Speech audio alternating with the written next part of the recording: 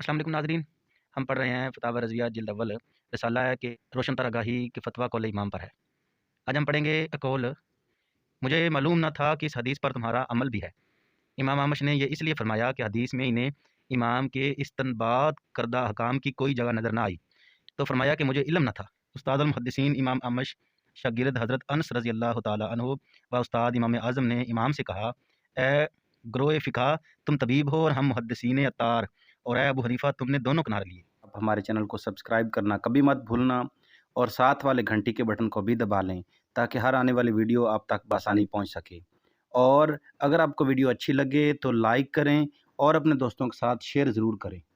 कि ये अहकाम तुम इस हदीस से अख़ज़ करते हो। इमाम अजल हज़रत सफ़ियान सूरी ने हमारे इमाम रज़ी अल्लाह तआला अन्हु से फ़रमाया, आप पर तो वो इल्म मुनकशिफ़ होता है जिससे हम सभी गाफ़िल होते हैं।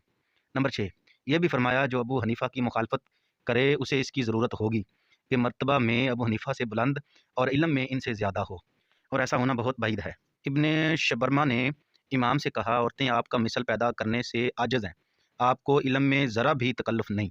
अबू सुलेमान ने फरमाया, अबू हनीफ़ा एक हैरत अंगेज़ शख्सियत थे, उनके कलाम से वही एराज़ करता है जिसे इसकी कुदरत नहीं होती। इमाम अजल सफ़ियान सूरी ने हमारे इमाम से कहा, आपको वो इल्म खुलता है जिससे हम सब गाफिल होते हैं, और फरमाया अबू हनीफ़ा के ख़िलाफ़ करने वाला उसका मोहताज है कि इससे मर्तबा में बड़ा और इल्म में ज़्यादा हो, और ऐसा होना दूर है। इमाम शाफ़ी ने फरमाया, तुम जहाँ में किसी की अक्ल अबू हनीफ़ा की मिसल नहीं।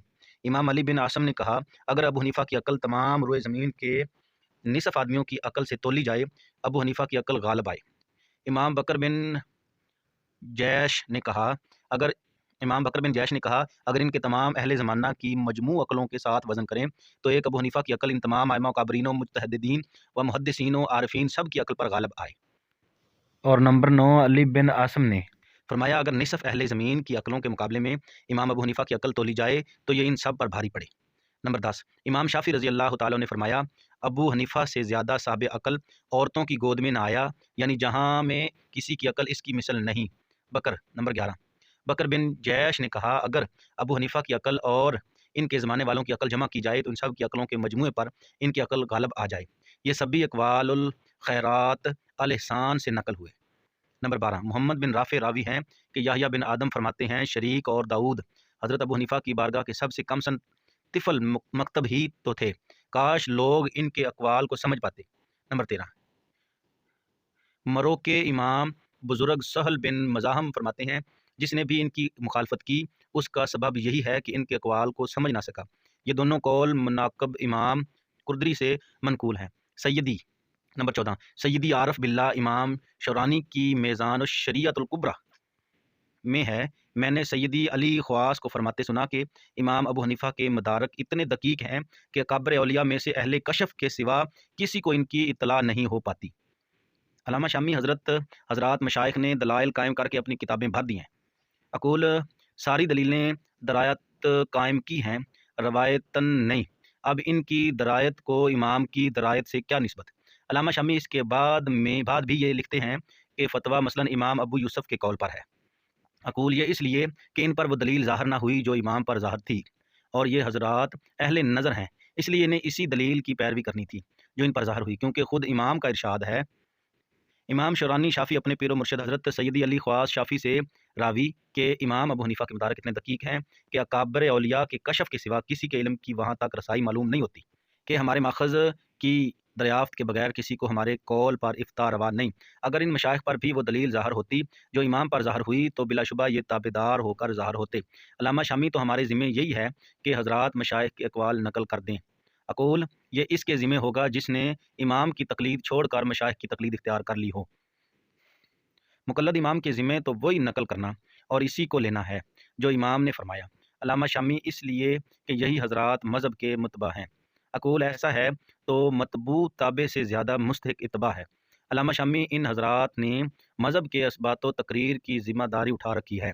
अक़ूल बसरो चश्म यहाँ तो कलाम तग़य्युर मज़हब से मुतल्लक़ है। अल्लामा शामी बकौल अल्लामा कासम जैसे इन हज़रात की अपनी हयात में फ़तवा देने की सूरत में होता।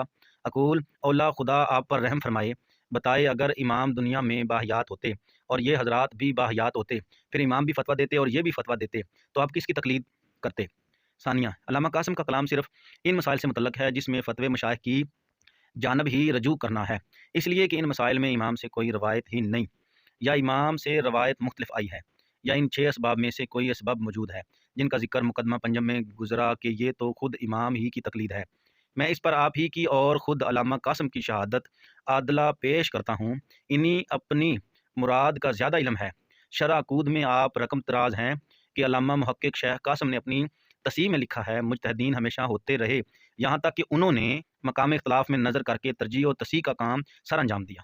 ان کی تصنیفات شاہد ہیں کہ ترجیح امام ابو حنیفہ ہی کے قول کو حاصل ہے اور انہی کا قول ہر جگہ لیا گیا ہے، مگر صرف چند مسائل ہیں جن میں ان حضرات نے صاحبین کے قول پر یا صاحبین میں سے کسی ایک کے قول پر اگرچہ دوسرے صاحب امام کے ساتھ ہوں فتویٰ اختیار کیا ہے، جیسے انہوں نے صاحبین میں سے کسی ایک کا قول اس مسئلے میں اختیار کیا جس میں امام سے کوئی صراحت وارد نہیں۔ اس اختیار کے اسباب وہی ہیں جن کی جانب قاضی نے اشارہ کیا، بلکہ کسی ایسی وجہ کے تحت انہوں نے سب کے قول کے مقابلہ میں امام ظفر کا قول اختیار کیا ہے۔ ان حضرات کی ترجیحیں اور تصحیحیں آج بھی باقی ہیں، تو ہمارے ذمہ یہی ہے کہ راجے کی پیروی کریں اور اسی پر کاربند ہوں جیسے ان حضرات کی اپنی حیات میں ہمیں فتوے دینے کی صورت میں ہوتا۔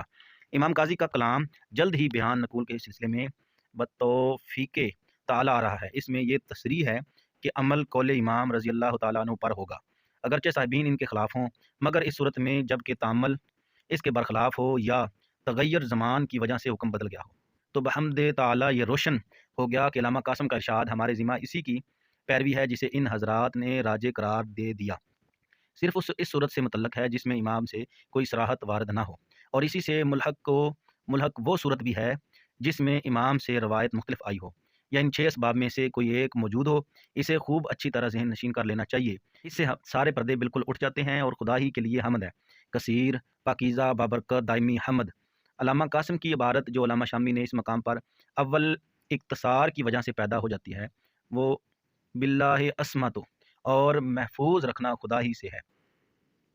ثالثہ، بفرض غلط اگر علامہ قاسم کا مقصود وہی ہوتا جو آپ مراد لے رہے ہیں، تو یہ ان کے استاد محقق علی الاطلاع کے اس ارشاد کے مقابلہ میں مرجوح ہوتا جسے آپ نے بھی نقل کیا اور قبول کیا کہ انہوں نے قول صاحبین پر افتاء کے باعث 12 مشائخ کا رد کیا ہے اور فرمایا ہے کہ قول امام سے عدول نہ ہوگا سوائے اس صورت کے کہ اس کی دلیل کمزور ہو۔ قول علامہ شامی علامہ ابن شلبی سے نقل کرتے ہوئے، مگر اس صورت میں جبکہ مشائخ میں سے کسی نے یہ صراحت کر دی ہو کہ فتویٰ امام کے سوا کسی اور کے قول پر ہے۔ اقول اولا، نمبر 1، دیگر مشائخ اسی مفتی کے موافق ہیں۔ نمبر 2، یا اس کے مخالف ہیں۔ نمبر 3، یا ساقط ہیں کہ انہوں نے کسی قول کو ترجیح نہ دی، یہاں تک کہ کسی قول کی نہ علت پیش کی اور نہ اس پر بحث کی، نہ اسے اپنی تصنیف میں متن بنایا، نہ کسی ایک پر اختصار کیا، نہ وجوہ اختیار و ترجیح میں سے کوئی اور صورت اپنائی۔ یہ تیسری صورت سکوت واقعہ ہی نہیں، دوسری صورت میں کلام ابن شلبی پر منع ظاہر ہے۔ یہ وہ صورت ہے کہ ایک شخص نے قول امام کے بجائے قول دیگر پر فتویٰ دیا، باقی تمام حضرات قول امام ہی پر فتویٰ دیتے ہیں اور اس مفتی کے مخالف ہیں۔ تمام اصحاب ترجیح کی جانب سے ترجیح یافتہ قول امام سے محض ایک شخص کے فتوے کے باعث انحراف کیوں ہوگا؟ دارالمختار کے اندر کنواں ناپاک ہونے کے مسئلے میں صاحبین فرماتے ہیں جب سے علم ہوا اس وقت سے ناپاک مانا جائے گا، تو اس سے قبل لوگوں کو کچھ لازم نہ ہوگا کہا گیا، اس پر فتویٰ ہے۔ علامہ شامی فرماتے ہیں اس کے قال صاحب جوہرہ ہے، فتاوی اکابی میں ہے، قول صاحبین ہی مختار ہے۔ طحاوی فرماتے ہیں کیل کہا گیا سے تعبیر اس لیے فرمائی کہ علامہ قاسم نے اس کی تردید کی ہے کیونکہ یہ عامہ کتب کے خلاف ہے۔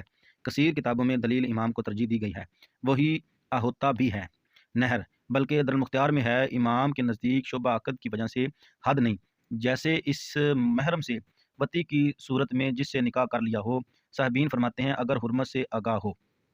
اقول میں نے جوہرہ میں اسے نہ دیکھا، شاید یہ ان کی سراج وہاج میں ہو تو حد ہوگی، اس پر فتویٰ ہے۔ خلاصہ لیکن تمام شروع میں ترجیح یافتہ قول امامی ہے تو اس پر فتویٰ اولا ہے۔ یہ علامہ قاسم نے اپنی تصحیح میں لکھا، لیکن کہستانی میں مضمرات سے نقل ہے کہ صاحبین ہی کے قول پر فتویٰ ہے۔ علامہ شامی فرماتے ہیں ان کے لفظ تمام شروع پر یہ استدراک ہے اس لیے کہ مضمرات بھی شروع میں سے ہے، اس پر کلام یہ ہے کہ جو عامہ شروع میں ہے مقدم وہی ہوگا۔ یہاں کتب فتاویٰ نے فتویٰ قول صاحبین پر رکھا، بعض معتمد شروع نے بھی اس کی موافق کی مگر اسے قبول نہ کیا، اس لیے کہ عامہ شروع نے دلیل امام کو ترجیح دی۔ رہ گئی پہلی صورت کے دیگر مشائخ بھی اس مفتی کے ہمنما ہے جس نے بتایا کہ فتویٰ امام کے علاوہ کسی اور کے قول پر ہے، یہ بلا شبہ مسلم ہے اور ان کا وجود انہی 6 صورتوں میں سے کسی ایک میں ہوگا۔ اس صورت میں خود قول امام کی جانب رجوع ہوتا ہے، اس سے انحراف نہیں ہوتا، جیسا کہ معلوم ہوا۔ ثانیہ، بطرز دیگر بتائے کہ اگر امام نے کوئی بات کہی اور صاحبین میں سے ایک نے ان کی مخالفت کی، دوسرے سے کوئی روایت نہ آئی، اب مشائخ میں سے کسی نے اس ایک صاحب کے قول پر فتویٰ دیا، تو اگر باقی مشائخ نے بھی موافقت فرمائی تو اس کا بیان یا دیگر حضرات نے مخالفت فرمائی تو اس کا حال ظاہر ہے۔ یوں ہی اگر بعض نے مخالفت کی اور بعض نے موافقت کی، وجہ مقدمہ سابعہ میں موجود ہوئی، لیکن اگر باقی حضرات سے کچھ وارد ہی نہ ہوا، یہی وہ صورت ہے جس کے وقوع سے ہم نے انکار کیا، تو اس وقت اس فتوے کا اتباع واجب ہے یا نہیں؟ برتقدیر ثانی، آپ کا وہ قول کہاں گیا کہ ہمارے ذمہ اسی کی پیروی ہے جسے مشائخ نے صحیح قرار دے دیا، جیسے اس صورت میں ہوتا، جیسے وہ ہمیں اپنی حیات میں فتویٰ دیتے، اس لیے کہ زندگی کا فتویٰ مستفتیٰ پر واجب العمل ہے، اگرچہ مفتی ایک ہی ہو جس کا دوسرا کوئی مخالف نہ ہو، اور مستفتیٰ کو یہ حق حاصل نہیں کہ اس فتوے کو قبول کرنے سے توقف کرے، یہاں تک کہ سب فتویٰ دینے والے مجتمع ہو جائیں یا کثیر ہو جائیں تب مانیں۔ برتقدیر اول، یعنی قول امام کو چھوڑ کر دیگر کو ترجیح دینے والے فتوے کی اتباع واجب ہے۔ قول امام چھوڑ کر ان کے شاگردوں کے قول کو لینا کیوں واجب ہوا؟ صرف اس لیے کہ ان کے شاگرد کی رائے اس مفتی کی رائے سے مل کر راجع ہوگی، کیونکہ یہ فتویٰ کوئی اختلاف ختم کرنے والا فیصلہ قاضی نہیں، بلکہ اس کی حیثیت اس افتاء کی بھی نہیں جو آ کر سوال کرنے والے کسی مستفتیٰ کے لیے کسی مفتی سے صادر ہوا۔ اس فتوے کا حاصل صرف اس قدر ہے کہ فلاں رائے میرے نزدیک زیادہ راجح ہے۔ جب ایسا ہے تو اگر صاحبین میں سے ایک صاحب کی رائے کے ساتھ دوسرے صاحب کی رائے بھی مل جائے تو اس کا راجح ہونا کسی بعد کے مفتی کی رائے ملنے والی صورت کی بنسبت زیادہ بالا تر اور عظیم تر ہوگا، اس لیے کہ صاحبین میں سے ہر ایک اپنے بعد آنے والے تمام مرجحین سے زیادہ علم والے اور زیادہ مقدم ہے۔ تو یہ کہیے کہ جہاں بھی صاحبین نے امام کی مخالفت کی ہو وہاں امام کا قول چھوڑ کر صاحبین کا قول لینا واجب ہے، یہ خلاف اجماع ہے، کوئی اس کا قائل نہیں۔